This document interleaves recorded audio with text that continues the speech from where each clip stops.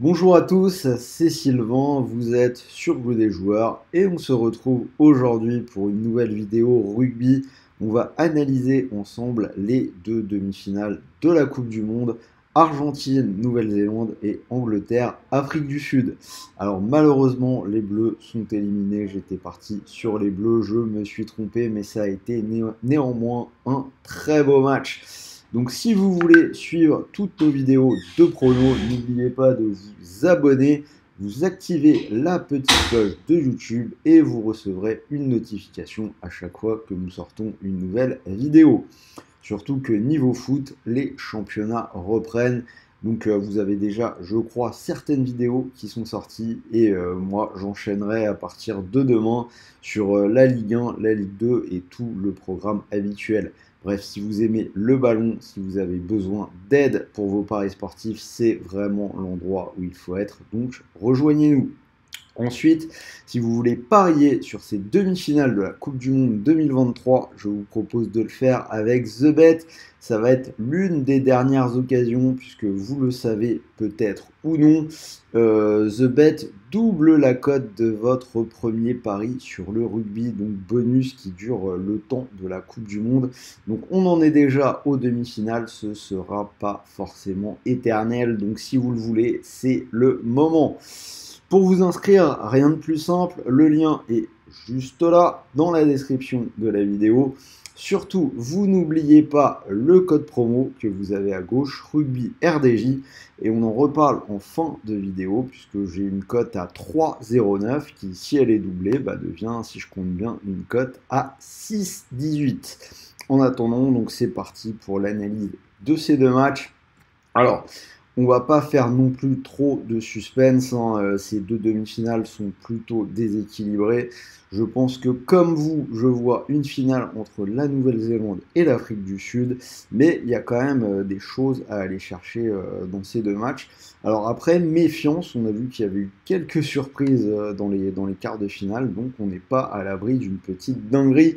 Pensez à me dire dans les commentaires ce que vous voyez comme finale et s'il y a des gens qui voient autre chose que Nouvelle-Zélande, Afrique du Sud. En attendant, donc on part sur le premier match, sans doute le plus déséquilibré, Argentine-Nouvelle-Zélande.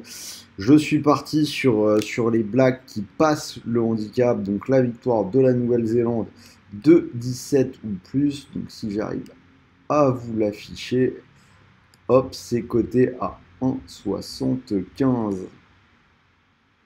Voilà. Donc au final, ce match, c'est les deux vainqueurs surprises de leur quart de finale.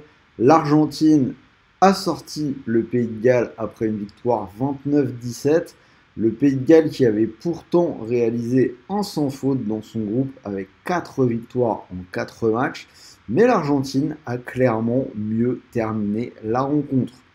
Côté Nouvelle-Zélande, une équipe des Blacks qui semble vraiment monter en puissance.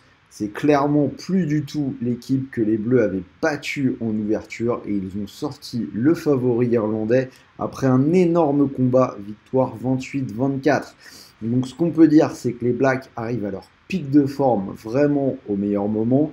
Ils ont rappelé à tout le monde qu'il fallait toujours compter sur eux dans les matchs à fort enjeu, qu'ils avaient toute l'expérience nécessaire et qu'ils avaient des individualités capables de faire des différences et de gagner des matchs. Donc pour moi, voilà, affiche clairement déséquilibrée. Je vois les Blacks s'imposer en couvrant le handicap. Deuxième demi-finale, Angleterre-Afrique du Sud. On va partir sur la même chose puisque je vois aussi les Box couvrir le handicap. Donc l'Afrique du Sud de 12 ou plus, coté à 1,77. Alors on avait eu moins de surprises dans l'autre journée de quart de finale. L'Angleterre qui s'est débarrassée des Fidji. Dans la douleur, cela dit, une victoire 30-24. Les Fidjiens qui se sont vraiment bien battus avec leurs armes habituelles. Ils ont remonté un déficit de 14 points en cours de deuxième mi-temps et il a fallu un drop d'Owen Farrell pour redonner l'avantage aux Anglais. L'autre match, bien sûr, hein, le crève-cœur pour nous dans l'hyper-choc, les Springboks qui ont battu les Bleus 29-28. Match d'une incroyable intensité qui aurait largement pu tourner dans les deux sens. En attendant, ils ont gagné et ils sont toujours en lice pour réaliser le back-to-back, puisque rappelons-le, ils sont champions du monde en titre. Donc voilà, pour moi, une équipe des Springboks qui a été vraiment plus convaincante que l'Angleterre, et je lui donne le handicap à 1,77. Donc si vous combinez les deux, je vous l'ai dit, ça vous fait une cote totale à 3,09. Je vous affiche le ticket. Donc, alors pas besoin de mettre beaucoup, il vous suffit de mettre 30 € à cette cote à 3,09. Si ça venait à passer, vous pourriez remporter 92,92 €.